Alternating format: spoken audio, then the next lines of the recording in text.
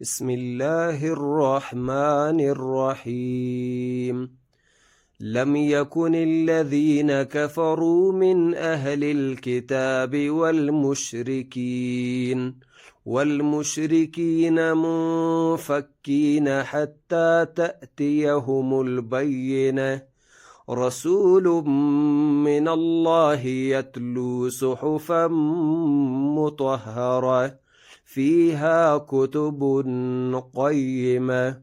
وما تفرق الذين أوتوا الكتاب إلا من بعد ما جاءتهم البينة، وما أمروا إلا ليعبدوا الله مخلصين له الدين حنفاء ويقيموا الصلاة ويؤتوا الزكاة وذلك دين القيمة.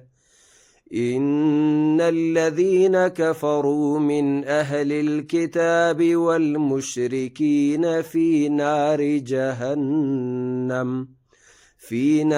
جهنم خالدين فيها، أولئك هم شر البرية.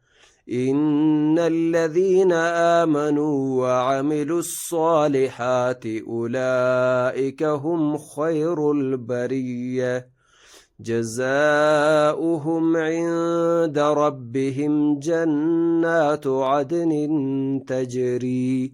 تجري من تحتها الأنهار خالدين فيها أبدا، رضي الله عنهم ورضوا عنه، ذلك لمن خشي ربه.